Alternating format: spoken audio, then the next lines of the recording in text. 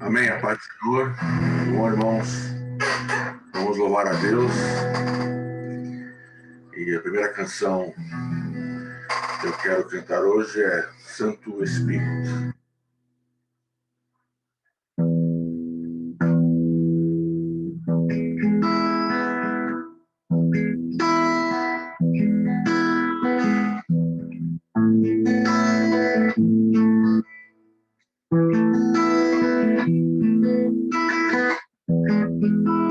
Não há nada igual, não há nada melhor a que se compara a esperança viva, a querença.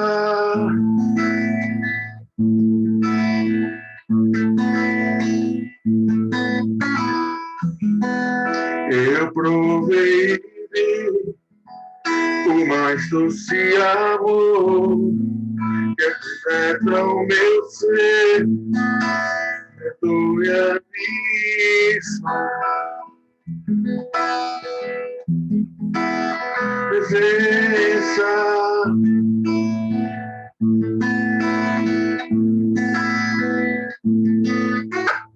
Santo Espírito, és bem-vindo aqui. Vem inundar, encher esse lugar. É um desejo do meu coração.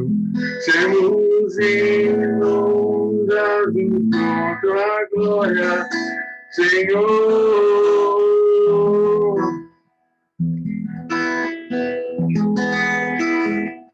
Senhor,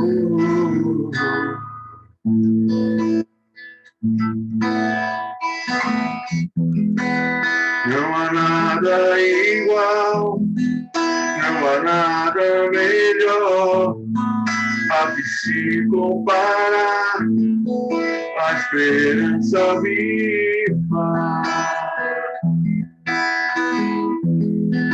e a presença.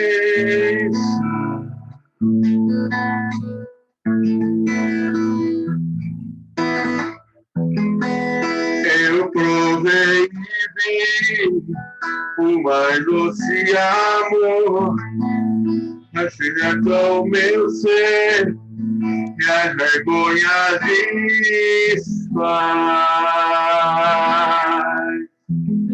Tua presença, Senhor.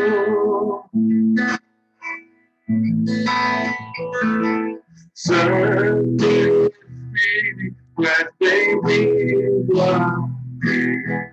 Bem-vindo para encher esse lugar. É um desejo meu coração. Sermos inundados por tua glória, Senhor. Santo Espírito, és bem-vindo aqui. Vem inundar, encher esse lugar. É um desejo do meu coração. Sermos inundados por tua glória, Senhor.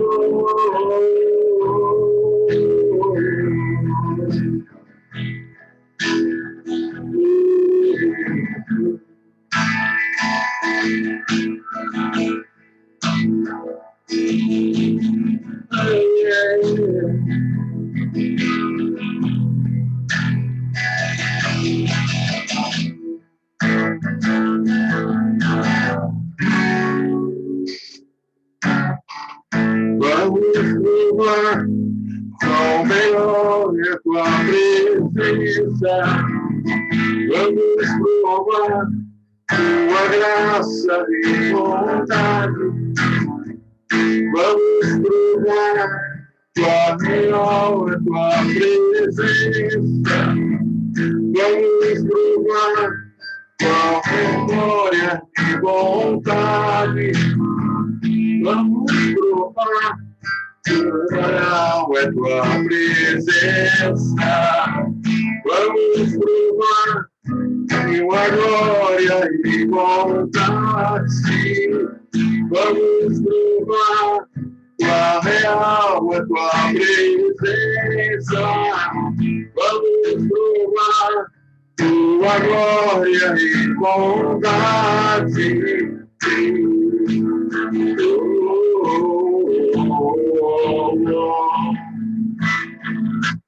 Teu Espírito és bem-vindo aqui.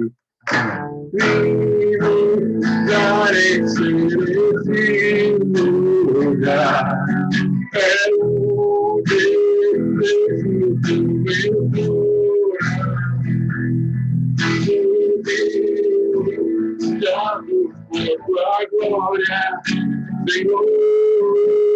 Santo Espírito é bem-vindo aqui.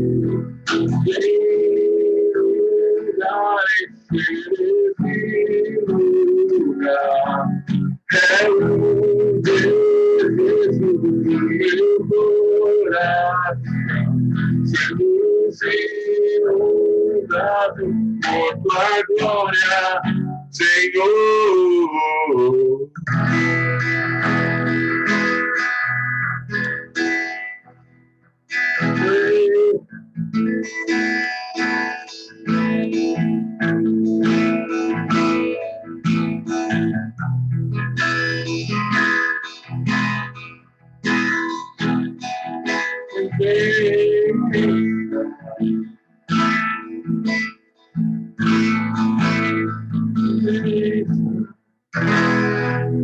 Amém.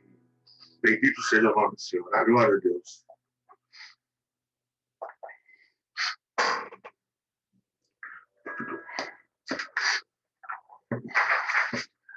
Amém. Outro louvor em nome de Jesus. Amém.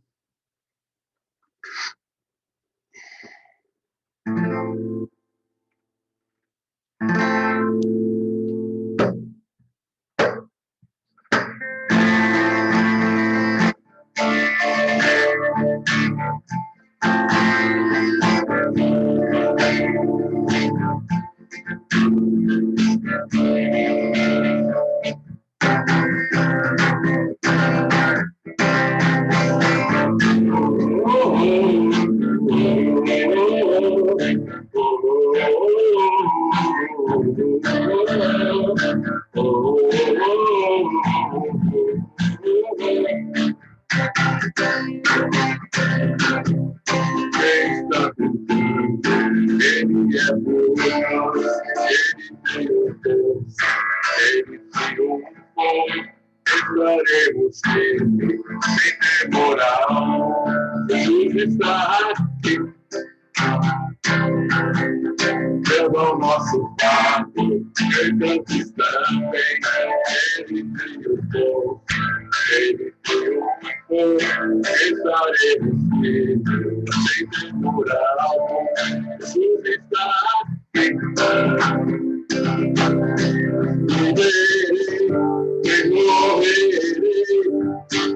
O poder da ressurreição é viver em nome de Jesus.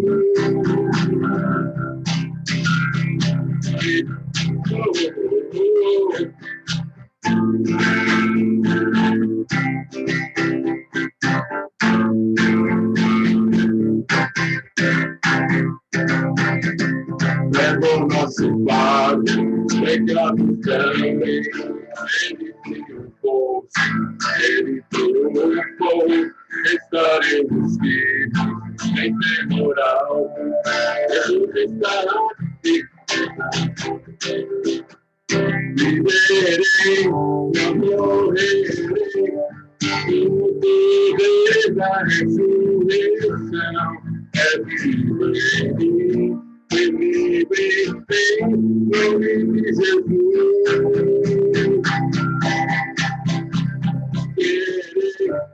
morrerei, e minha voz exaltarei, curado em nome de Jesus.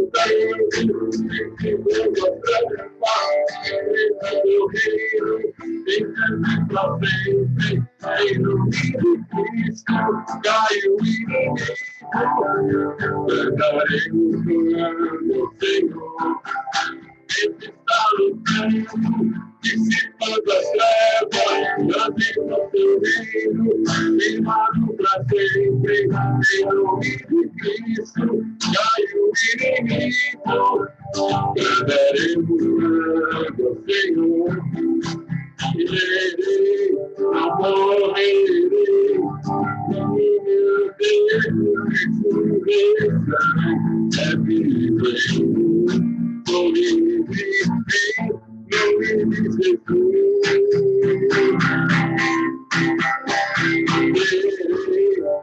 nome de Jesus.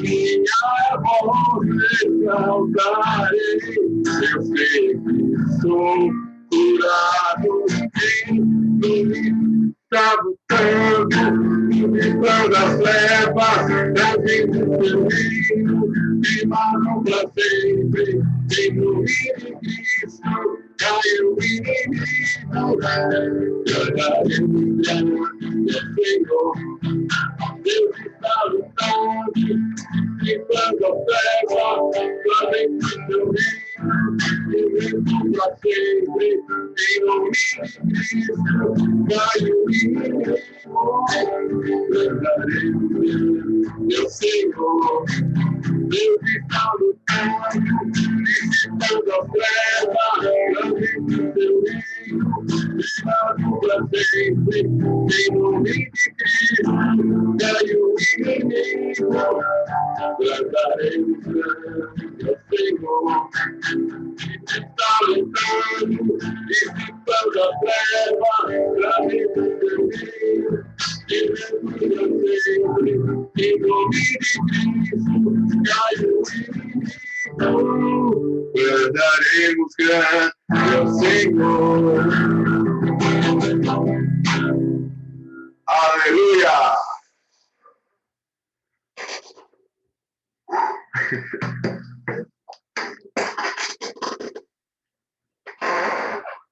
Aleluia!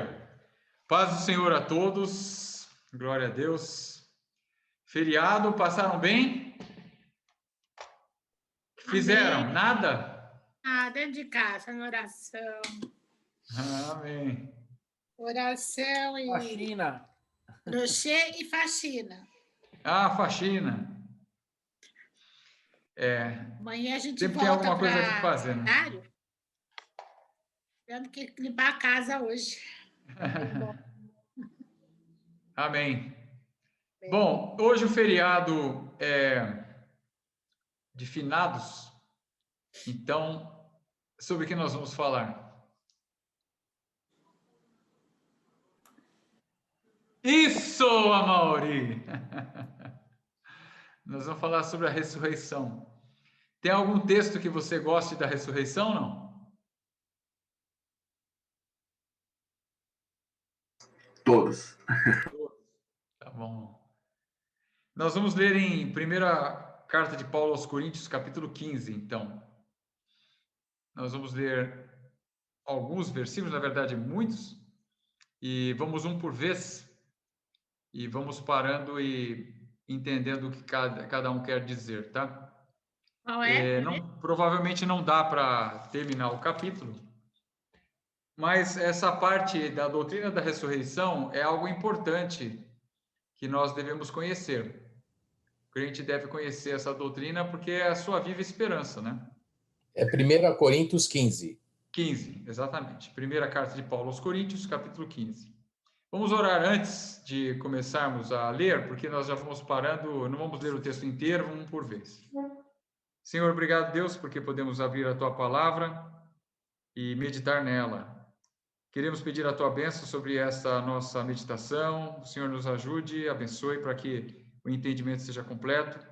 E também que, ao ver entendimento, o nosso ser seja transformado, fortalecido na esperança da fé. Consola o nosso coração, Senhor, e nos ajuda a podermos estar cada vez mais firmes nesse caminho que se chama o Santo. Abençoa cada uma das pessoas que estão aqui, Senhor, e as suas famílias aqui representadas. Em nome de Jesus. Amém.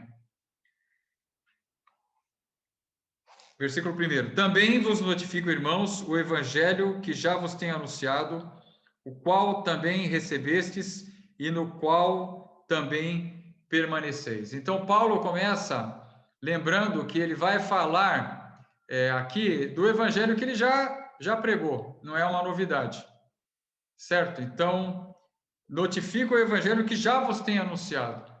Então, o evangelho, ainda que tenha que ser anunciado várias vezes e seja uma novidade, por um lado, por outro lado, é algo que nós já sabemos, não há alguma coisa muito espetacular, diferente daquilo que já é espetacular. Isso nós devemos saber, né? A Bíblia é um livro de revelação, mas não significa que ela vai mudando ao longo do tempo. Ao contrário, ela é firme, ela é um alicerce, né? Imagina se você tem alicerce na sua casa que cada hora está num lugar. É um problema grave esse alicerce. Então, nosso alicerce é inamovível, ele não se mexe. Versículo 2: pelo qual também sois salvos, se o retiverdes, tal como vos tenho anunciado, se não é que crestes em vão.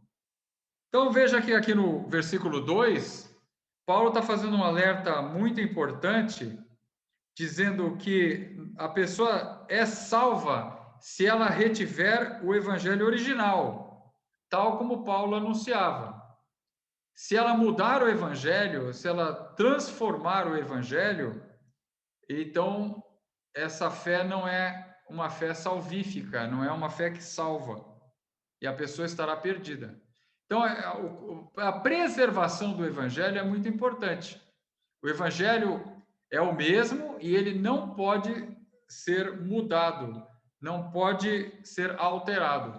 Então, por exemplo, o evangelho segundo Allan Kardec não é evangelho. Certo? O evangelho segundo qualquer pessoa não é evangelho. O evangelho só é evangelho aquilo que segundo a Bíblia. Só. Não pode haver alterações. Então, quando você faz uma pequena alteração, você pode ter um resultado completamente diferente. Então, o evangelho deve ser preservado. E ele começa a falar: porque primeiramente vos entreguei o que também recebi, que Cristo morreu por nossos pecados, segundo as Escrituras. Então, a primeira revelação do Evangelho é que Jesus morreu pelos nossos pecados. Jesus não morreu para dar um exemplo. Jesus não morreu porque foi apanhado de surpresa. Se ele não se entregasse, ninguém poderia matar Jesus, não é? E na hora ali do Getsemane, em que ele está sendo preso, ali no Monte das Oliveiras, e Getsemane significa lugar de espremer o óleo. Jesus estava sendo espremido ali, foi espremido na oração, ele mesmo se deixou espremer, a vontade dele, ele rendeu a Deus.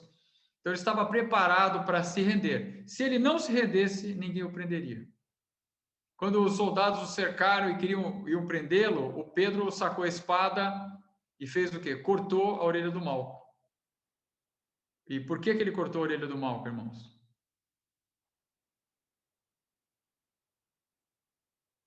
Porque o Malco foi esperto, ele se abaixou, porque senão tinha cortado o pescoço. O Pedro não estava para brincadeira, ele não foi para cortar a orelha. Ele foi para ferir. É que o Malco se desviou e cortou a orelha. Mas Jesus disse, repreendeu Pedro e falou: Pedro, abaixa a tua espada, põe a tua espada na bainha. Você não sabe que eu poderia agora mesmo orar ao meu Pai, eu teria mais de 12 legiões de anjos? Mas como se cumpririam as Escrituras? Então, Jesus estava no pleno controle de toda a situação sempre.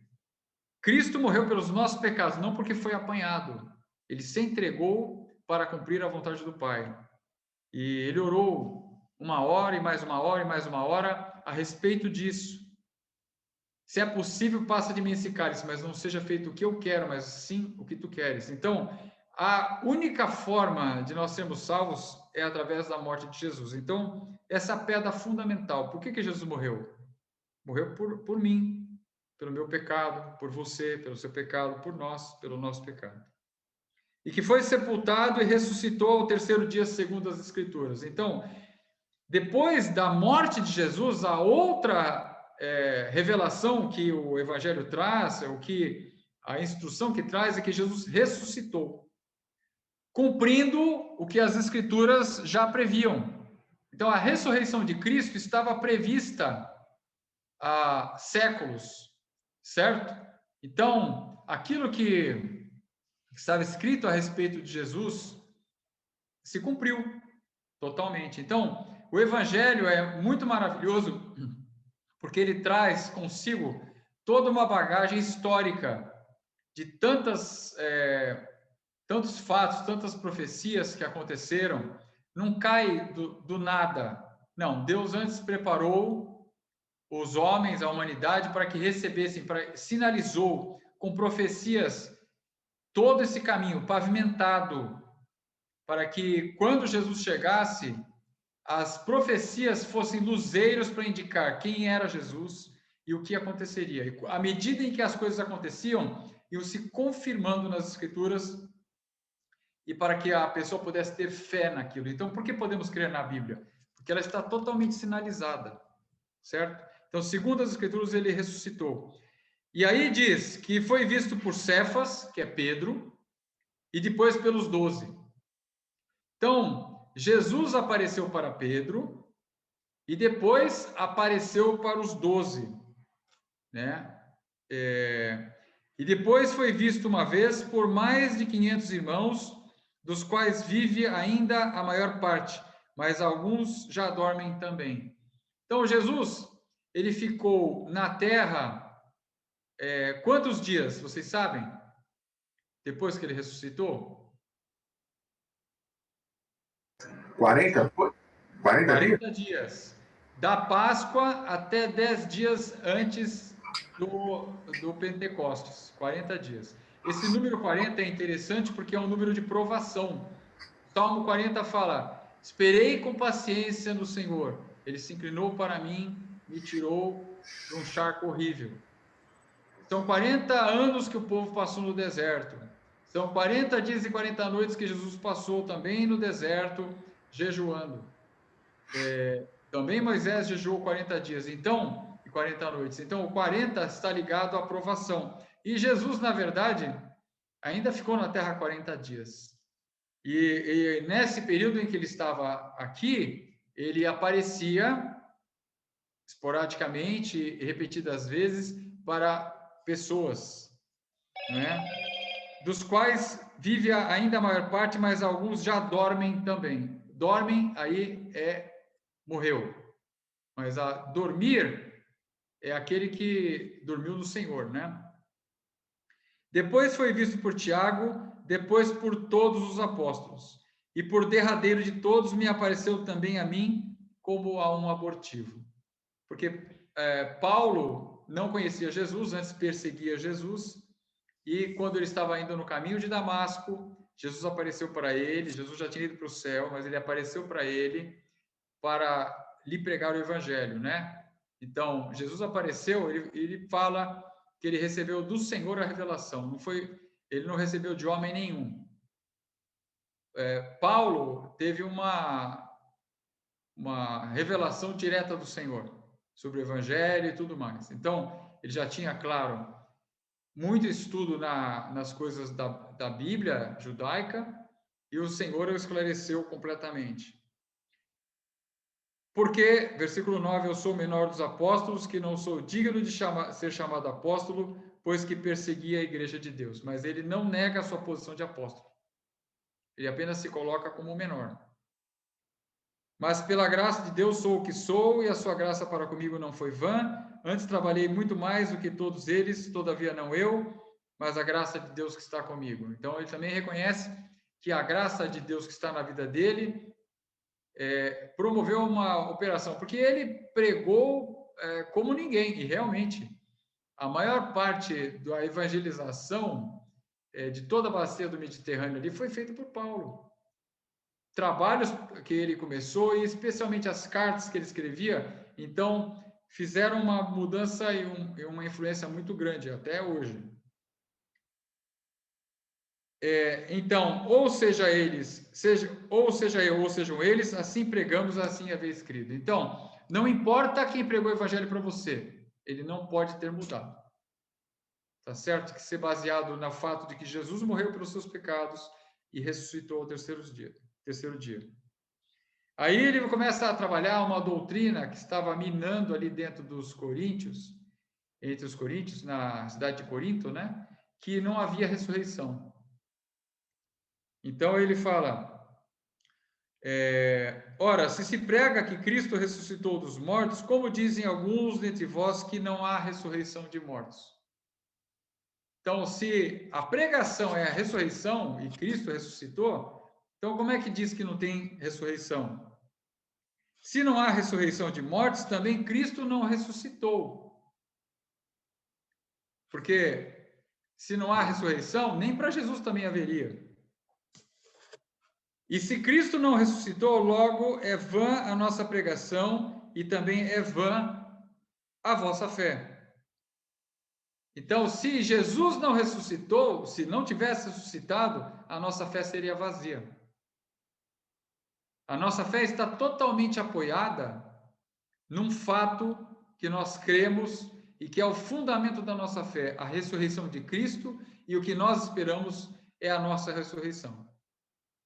Isso é a coisa principal que nós temos, que Jesus veio nos salvar e ele venceu a morte, e não apenas para vencer a morte e nós podermos viver para sempre, mas vencer a causa da morte, que é o pecado, e nos dar a possibilidade de viver para sempre livres do pecado. E assim somos também considerados como falsas testemunhas de Deus, pois testificamos de Deus que ressuscitou a Cristo, ao qual, porém, não ressuscitou, se na verdade os mortos não ressuscitam. Então ele está falando, a coisa seria pior ainda, porque nós estaríamos falando uma mentira. Nós estaríamos sendo falsas testemunhas. Se não há ressurreição, então nós seríamos falsas testemunhas de Deus. Estaremos dizendo que Deus fez algo que não fez. Então, veja que não há como tirar a ressurreição dos mortos da doutrina cristã sem que tudo desmorone, entendeu? É a base, é o fundamento. A ressurreição de Cristo e a esperança da ressurreição são as coisas fundamentais na fé cristã. Porque se os mortos não ressuscitam, também Cristo não ressuscitou. E se Cristo não ressuscitou, é vã a vossa fé e ainda permaneceis nos vossos pecados. Então aqui ele repete as mesmas informações, acrescentando uma. Ele está dizendo, se os mortos não ressuscitam, Cristo não ressuscitou, já tinha falado. Ele está dizendo, se Cristo não ressuscitou, é vã a nossa fé, já tinha falado. É vã a fé e é vã a pregação, já tinha falado isso antes. Está repetindo aqui, agora ele acrescenta mais uma. E ainda permaneceis nos vossos pecados. Por quê? Porque na ressurreição é que há um perdão. Na morte de Cristo, os nossos pecados são pagos. A morte de Jesus é que paga os pecados. E a ressurreição nos dá a vida eterna. Em Colossenses se fala que nós somos unidos a Jesus na sua morte pelo batismo. Sepultados com ele pelo batismo na morte, ou seja, somos sepultados pelo batismo na morte de Jesus. Com ele também ressuscitastes. pela fé no poder de Deus que o ressuscitou dos mortos. Então, a nossa ressurreição é depois de uma morte vicária, ou seja, no nosso lugar. A palavra vigário vem de representante, né? Significa representante. A morte vicária, não vigária, mas vicária, é a morte representativa, que alguém morreu no nosso lugar. Agora, o que acontece? A Bíblia diz que o homem, nenhum homem morre pelo outro. O pai não morre pelo filho, nem o filho morre pelo pai. A alma que pecar, essa morrerá. Então, como que Jesus pode morrer por alguém? Na verdade, nós nos unimos ao seu corpo. Há uma união em Cristo. Por isso que a Bíblia também fala que grande é esse mistério. Mas se refere a Cristo e à igreja. Ele está falando do marido e da mulher e fala grande esse mistério, mas com relação a Cristo e à igreja. Então, quando o crente se une a Jesus, ele se torna parte do corpo de Cristo. O cabeça é Jesus e nós somos membros do corpo de Cristo. Então, todo o benefício do cabeça vai para os membros todos, é normal. Então, você tem o seu corpo, você descobre alguma coisa com a sua mente, uma nova fórmula que dá uma cura de uma doença. Você é reconhecido como uma pessoa importante e chamam você na ONU para receber um prêmio. Quem recebe o prêmio? É só a sua mente? Não. Quem recebe o prêmio é todo o seu corpo, que é honrado. Você se veste inteirinho da cabeça aos pés, fica bonito, fica bonita, vai lá receber o prêmio e você inteiro é aplaudido. Então, quando Jesus morre e ressuscita, ele morre pelos nossos pecados, então a morte dele vale para nós porque estamos no corpo dele. Por isso que não há salvação fora de Jesus. Não há salvação, algo assim, Jesus me dá a salvação, mas eu vou continuar sendo independente. Não é possível isso. Eu só sou salvo quando eu estou inserido em Cristo, porque quem é salvo, na verdade, é Ele. E eu sou salvo nele. Unido ao corpo de Cristo, eu sou salvo. Mas não é que Deus salva assim indivíduos dissociados do seu corpo. Isso não existe. É a união ao corpo de Cristo que dá ao crente a condição de ser salvo. Então, e ele continua, e também os que dominam em Cristo estão perdidos. Se esperamos em Cristo só nesta vida, somos os mais miseráveis de todos os homens. Jesus, ele traz bênçãos para esta vida, é claro que traz, porque nós somos ajudados o tempo todo. Nós somos ajudados, nós oramos para que o Senhor nos ajude no trabalho, para que nos dê trabalho. Oramos para que o Senhor nos ajude e abençoe na nossa saúde, para que possamos ser curados, para que sejamos preservados da pandemia, do coronavírus e tudo mais. Oramos para que o Senhor nos guarde de assaltos, de problemas. O pastor Eduardo sempre ora de bala perdida, de pessoas que põem fogo nos outros, de loucos, não é? De estupradores. Ele ora constantemente sobre isso. E é tudo muito importante. Agora, imagina se nós não tivéssemos a esperança da salvação. Então, Paulo está colocando aqui que se nós não tivéssemos a esperança da salvação, nós seríamos os mais miseráveis de todos os homens. Por quê? Porque a parte principal estaria faltando. Porque, pensa bem, pensa comigo. Quantos anos nós normalmente vamos viver nessa terra? E vamos restringir a pergunta: por quantos anos nós vamos viver bem nessa terra, sem chegar à idade do condor? Não é? Porque a idade do condor chega, não é? E aí a pessoa tem lá a sua dificuldade, já não é uma vida plena, não é, tem muitas limitações, não é? Agora, compara isso com a eternidade. Então, o que acontece? A bênção, por mais bênção que nós tenhamos aqui, a bênção da eternidade é sempre maior. Até porque o tempo é incomparavelmente maior. Então, a bênção principal não é essa do dia a dia. Claro que isso aqui ninguém vai prescindir da bênção, ninguém vai falar, Senhor, não precisa me abençoar. Ninguém vai falar isso. Todo mundo quer bênção e tem que querer mesmo, mas tem que valorizar principalmente a maior delas. Porque senão seremos os mais miseráveis de todos os homens. Então, é um erro também focarmos, darmos muita ênfase nas coisas aqui da terra e esquecermos das coisas do céu. Não é uma decisão acertada e sábia. E ele continua, versículo 20. Mas agora Cristo ressuscitou dos mortos e foi feito as primícias dos que dormem. O que é primícia? Primícia é o primeiro fruto. Então, ele está falando, mas na verdade, não é? Mas agora, Cristo ressuscitou dos mortos e ele é o primeiro na ressurreição. Ele inaugurou uma fila de ressurretos. Haverá ressurretos de todas as épocas, de todos os lugares, haverá. Porque assim como a morte veio por um homem, que é Adão, também a ressurreição dos mortos veio por um homem.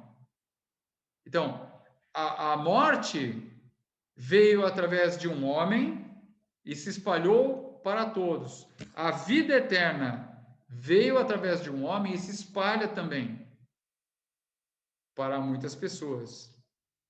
Porque assim como todos morrem em Adão, assim também todos serão vivificados em Cristo. Então, na verdade, nós teremos duas ressurreições, tá? Ele vai falar aqui agora sobre uma primeira ressurreição.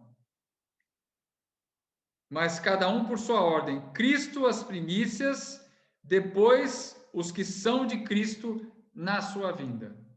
Então, Cristo são as primícias. A ressurreição começou em Jesus. Ele foi o primeiro da ressurreição. Ele em tudo tem a preeminência. Depois, os que são de Cristo na sua vinda.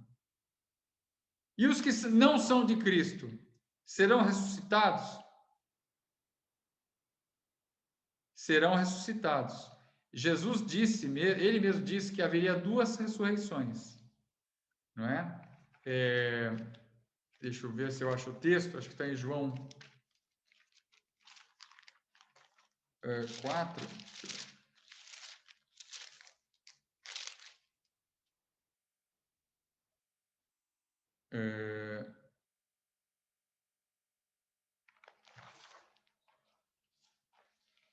Não, espera um pouquinho, vou achar aqui.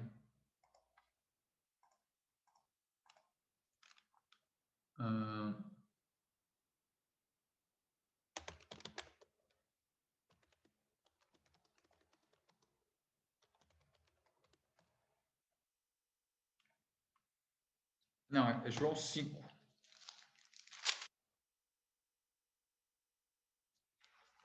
João 5, 29, ou desde o 28, não precisa abrir, eu vou ler aqui. Diz assim: não vos maravilheis disto, porque vem a hora em que todos os que estão nos sepulcros ouvirão a sua voz. E os que fizeram bem sairão para a ressurreição da vida, e os que fizeram mal para a ressurreição da condenação. Então, existem duas ressurreições. Esse texto aqui, de João 5, 29, Jesus fala sobre duas ressurreições, uma para a vida e outra para a condenação. Então, não é que a pessoa não creu em Jesus e não vai ressuscitar e vai desaparecer, dormir para sempre. Não, ela vai ressuscitar também, porém, vai ressuscitar para a condenação.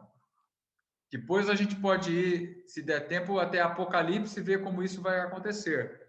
Mas, na verdade, o que é importante que nós frisemos aqui, nesse versículo 22, é que os que são de Cristo serão ressuscitados na vinda de Jesus.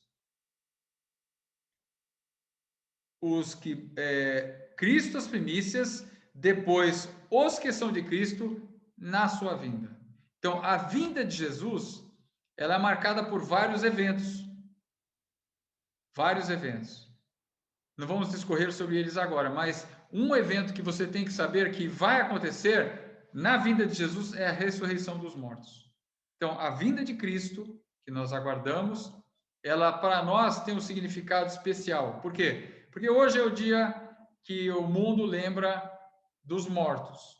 Mas muitos lembram dos mortos apenas com uma nostalgia, não é? Apenas com uma tristeza, com saudade, que não deixa de ter a sua razão, porque quem de nós já tem entes queridos que já partiram, sabe muito bem como é difícil a dor. A morte ela não foi feita para estar no coração do homem, e o homem, por isso, ele tem uma extrema dificuldade de aceitar. E quando alguém é sepultado, ali, naquele sepultamento, está sendo sepultado também uma parte do nosso coração. Quanto mais nós amávamos aquela pessoa, mais nós sofremos. Mais do nosso coração está na pessoa. Mais uma parte de nós está sendo arrancada de nós. Então, o homem, ele não foi feito para morrer. Mas Deus amou o mundo de tal maneira que deu seu Filho unigênito, para que todo aquele que nele crê não morra, mas tenha vida eterna. Então, a maior bênção que existe é a ressurreição. E quando vai acontecer? Versículo 23 do capítulo 15 de 1 Coríntios. Na vinda de Jesus. Os que são de Cristo ressuscitarão na sua vinda. Só para antecipar, para você não ficar perguntando quando é a outra ressurreição, a Bíblia em Apocalipse mostra que depois do milênio, ou seja, primeiro ao milênio, ao governo de Jesus sobre a terra, não é? E depois disso tem a ressurreição dos demais que não são de Cristo, e na sequência tem ali a ressurreição e tem o julgamento do grande trono branco, porque a Bíblia diz, Jesus diz, quem crê em mim não entra em juízo, não entra em julgamento, não entra em condenação, mas passou da morte para a vida. Você não é nem julgado para saber se você vai morrer ou vai viver. Não entra nesse julgamento, não tem esse julgamento, você não pula o julgamento, porque Jesus pagou por você o seu pecado. Então, eu queria concluir aqui para que você guardasse esse versículo 23 do capítulo 15 de 1 Coríntios, que a ressurreição é na vinda de Cristo. Tá certo? Depois a gente pode continuar lendo, o capítulo inteiro é muito interessante, você pode ler inteiro, porque ele vai falar ainda bastante sobre a ressurreição aqui, e tem vários outros textos que falam de ressurreição, que são importantes que nós conheçamos. Tudo bem? Alguma pergunta?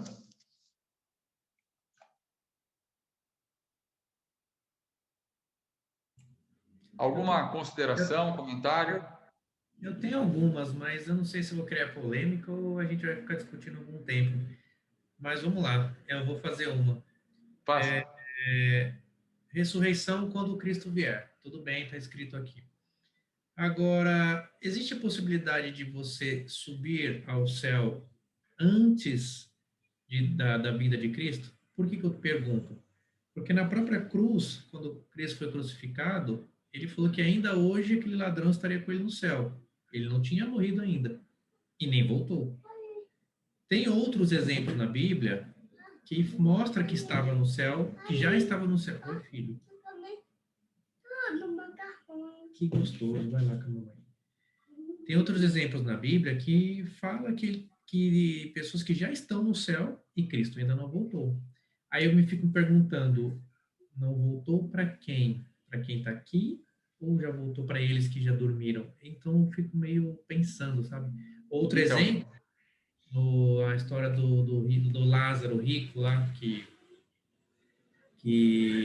o pecador aqui, não me lembro agora, miserável lá, enfim, ele pede uma gota de água, sabe, né, que cai uma saliva para ele se alimentar, enfim, estava lá em cima. Fora Moisés, fora Elias que desceram, toda a história, né? Essa fica a pergunta. De novo, se for polemizar ou ficar muito tempo... Não, não polemiza, não polemiza. São vários aspectos que têm que ser considerados. Primeiro, o texto grego, ele não tem a pontuação, então, uma dúvida que se diz é, te digo, hoje estarás comigo no paraíso, ou te digo que estarás comigo no paraíso hoje. Então, existe uma diferença aí de interpretação do texto. Mas, mesmo assim, por exemplo, Moisés, a Bíblia fala que o arcanjo veio buscar o corpo dele. E Elias não morreu. Não é? Elias não morreu. Então, pode haver alguma diferença aí? Eu creio que sim. Mas, uma coisa mais importante que eu vejo em tudo isso é que o tempo é muito relativo. Muito relativo. Então, uma vez eu fiz na igreja um desenho, ou peguei um papel e falei o seguinte, assim, o tempo, ele não é linear, como a gente pensa, né?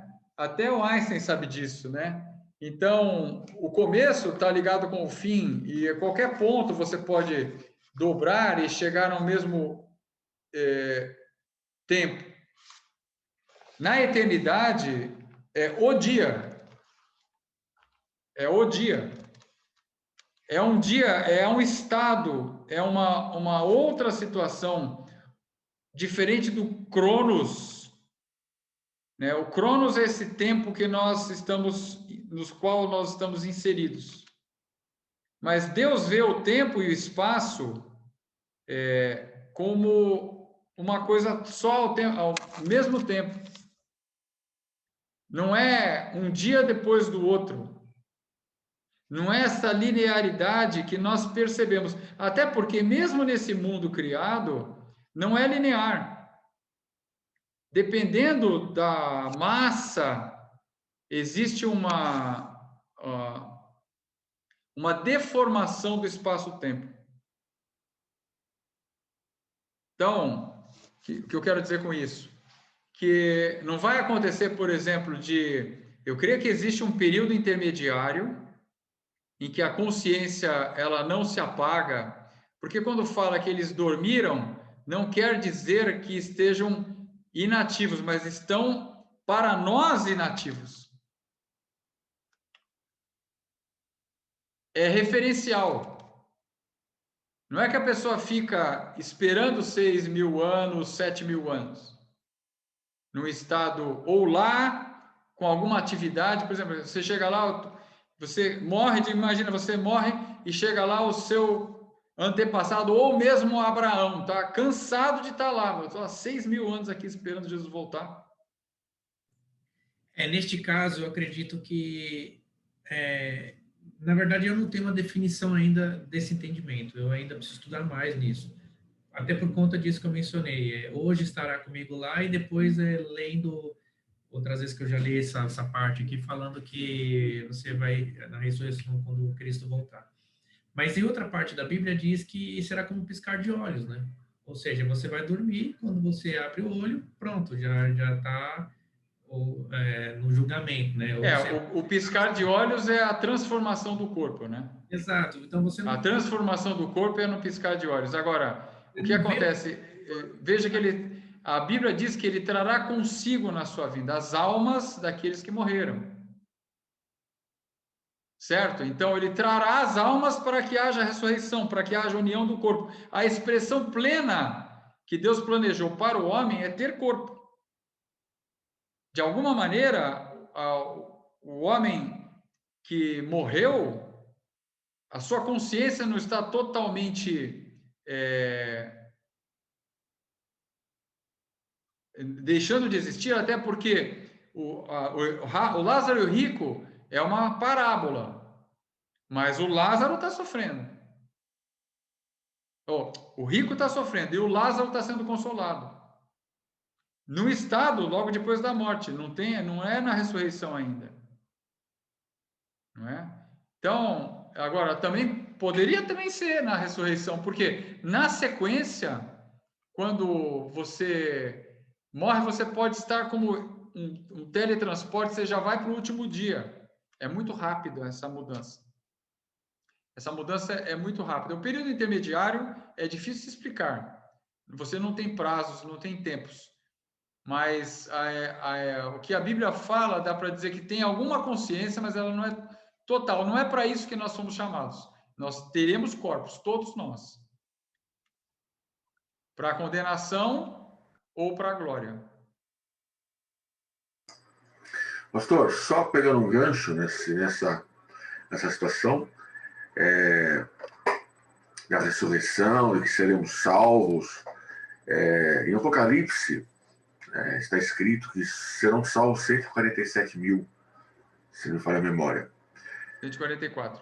144, se não me falha a memória. Então, isso para mim significa o seguinte: no dia da salvação, no dia que Jesus voltar, só 144 mil serão salvos. Se a gente pôr isso em números absolutos hoje, da Terra, da população da Terra, da nossa população, não daria o bairro do Tatuapé.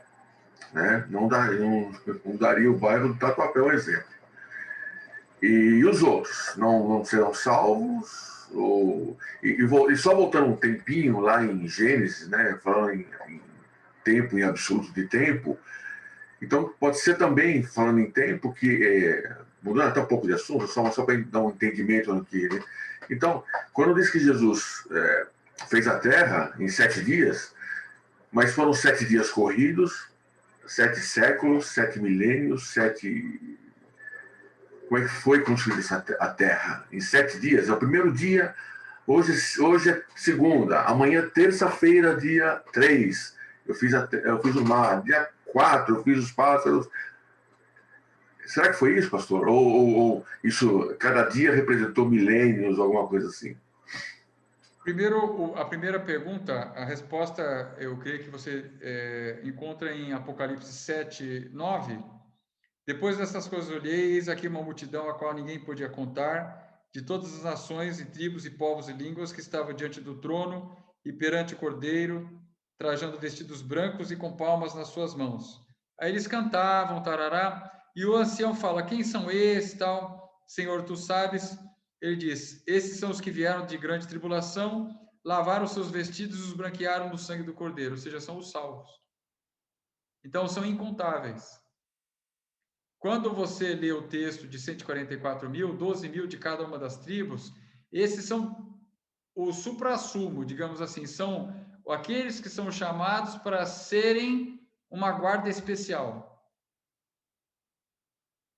Então, os 144 mil não são a totalidade. A totalidade é incontável dos salvos. Agora, com relação a Gênesis, novamente, o tempo é muito relativo. Porque a gente costuma pensar as coisas de uma maneira cartesiana. O que é cartesiano? É o plano X com o Y. Então, o plano. Mas quantos planos há?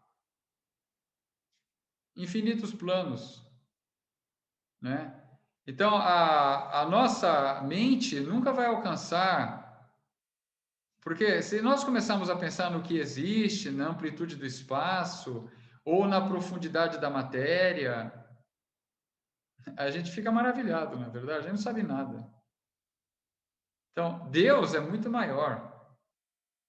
Então, por isso que tem que ser pela fé, a gente confia. Apenas a gente tem que só dizer o seguinte: foram 7 dias, se foram 7 períodos, ou 7 minutos, ou 7 segundos, por que não 7 segundos? Se para o Senhor um dia é como 1000 anos e 1000 anos como um dia, o que quer dizer esse texto? Que o tempo é plástico. O tempo é plástico. Então, é muito relativo a questão do tempo. Né? Existem até alguma coisa para você ver de tempo, até no Netflix. Tem uma série que mostra isso aí. Então, astronautas que vão viajar, teoricamente, à velocidade da luz, e outros que ficam estacionários na estação espacial. Aí quando uns voltam, uns estão velhos, outros estão jovens. Isso aqui não é ficção científica. Isso é a teoria da relatividade. Agora, será que Deus não é muito acima de toda a teoria de relatividade? Para Deus não existe limite nenhum. Entendeu? Então, o poder de Deus é tão maravilhoso, tão grande, que nós temos que crer na Escritura. Então, alguém ouviu uma coisa interessante assim. O que você faria se um cientista chegasse e provasse que a Bíblia está errada? A pessoa respondeu, olha, eu daria a ele bastante tempo e ficaria esperando ele encontrar o erro na conta dele.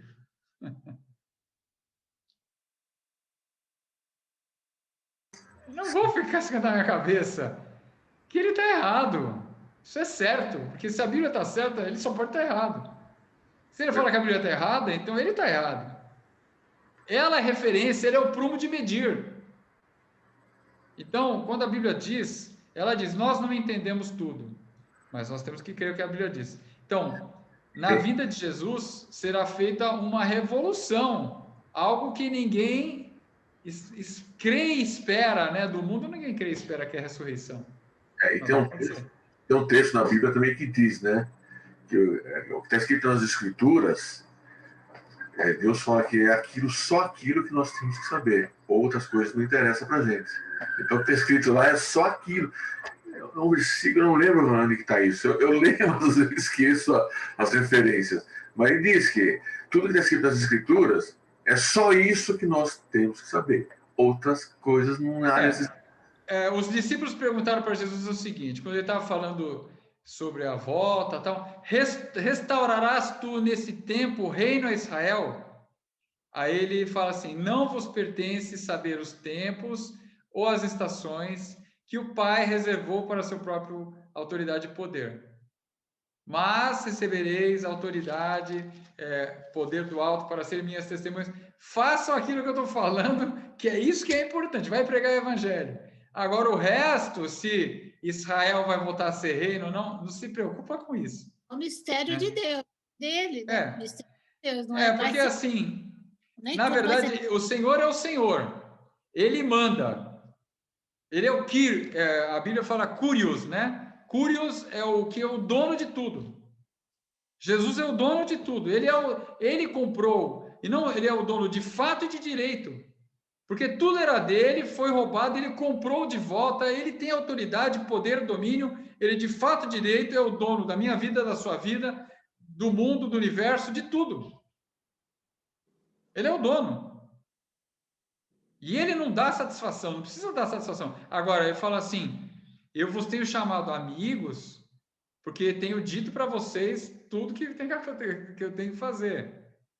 Então, ele fala por graça, por misericórdia, mas ele não tem que dar satisfação para ninguém, né? Alguma outra consideração, pergunta? Eu vou falar aqui um pouquinho, né? Vamos ver se não vai atrapalhar muito. Que isso? São duas coisas assim, né? Eu vejo disso, né? Uma delas está lá em João 21, quando ele pergunta para Pedro se ele me ama, mas Pedro fala assim, e aquele João lá, o que vai ser dele, né? Aí Jesus assim, falou, se eu quero, lá no 23, que ele fique até que eu venha, o que importa a ti? É assim, Jesus ele pode fazer qualquer coisa. Se ele fala assim, se ele quisesse, João ia viver 2 milhões de anos, 3 milhões de anos. O que Jesus fala, o poder está nele, né? E quando eu sempre falo assim, eu acredito assim, né? Quando ele fala hoje, é o tempo dele, não é no nosso tempo. Sempre quando Jesus se refere, é o tempo dele. Eu sempre falo, Jonas, a boboreira, né? Ela nasceu em segundos. Uma coisa que nem sei o tempo que a boboreira dá. Quando ela se joga uma semente, ela vai crescer. Ela demorou 1 ano, 2 anos. Ele fez aquilo crescer e chegar ao tamanho natural em segundos. Então, assim, o poder é dele. Então, quando Jesus fala realmente, estará comigo hoje, é o tempo de Jesus. Isso não quer dizer que é no mesmo dia, ou é no tempo dele. Eu digo assim, quando Deus construiu, Deus fez, ele, Jesus, eles fizeram a terra e tudo que nela há, ele estava no tempo dele, que o pastor Ricardo já falou, é um tempo, não tem dia, não tem noite, é um tempo só. Então, a eternidade, ela não tem noite e dia, ela é uma coisa só. Eu não vou pensar, hoje vai estar de noite, amanhã vai estar de dia, né? Quando nós estamos para o céu. Não existe isso. É o mesmo tempo. Eu vejo assim que Deus ele vê ao mesmo tempo, aquilo que ele está fazendo, que foi a criação, e quando terminará no julgamento. Ele vê ao mesmo tempo os olhos deles, por isso que ele consegue falar comigo, ele consegue falar com o cara que está lá no Japão, porque ele está fora do tempo. Para nós pode ser, hoje ele está falando aqui comigo, ele tem que correr para lá para falar com o cara. Não, ele está fora desse tempo. Ele consegue nos ver totalmente ao mesmo tempo. Ele consegue conversar com cada um ao mesmo tempo, do tempo dele. Que ele tem problema. Você imagina ele falando isso aí para você? Se eu quiser, João fica comigo até que eu venha. Ele já imagina você, ele falar, eu vou querer que João fique. João hoje teria 2000 anos ou mais. Então, assim, a gente tem que ver o poder que o pastor Ricardo tem falado, o poder é dele. Então, essas coisas não há uma revelação, mas o que eu creio nisso. Que ele, como na Boboreira, como falam que ele fez em 7 dias, ou todo esse universo aí, você vai. Os caras ficam contando, não? Aquele planeta foi 2 trilhões de anos, a Terra tem 2 bilhões de anos, tem não sei o que ele pode ter feito em 1 segundo, porque ele está fora desse tempo. A gente não dá para ter, é uma coisa assim inexplicável, né? Mas Deus está fora do tempo, fazendo todas as coisas ao mesmo tempo. Amém? Glória a Deus. Compliquei mais ou não? Que Deus abençoe. É isso aí. Glória a Deus. Alguém mais? Então, vamos manter essa esperança no dia em que as pessoas lembram dos mortos. Nós também temos nossos queridos que partiram. E esperar no poder de Deus e na misericórdia de Deus, né? Porque o que acontece? A única gente pode dizer que foi perdido mesmo porque diz sobre Judas, que se perdeu. Mas dos outros a gente não sabe o que aconteceu nos minutos que antecederam a morte, né? Mesmo quando você viu uma pessoa que partiu, você não sabe o que aconteceu, né? Não dá para saber. Porque o Senhor pode ter trabalhado na vida da pessoa de uma forma que você nem ficou sabendo. Então a gente só confia em todas as coisas da nossa vida, nosso passado, presente e futuro no Senhor. Amém, irmãos?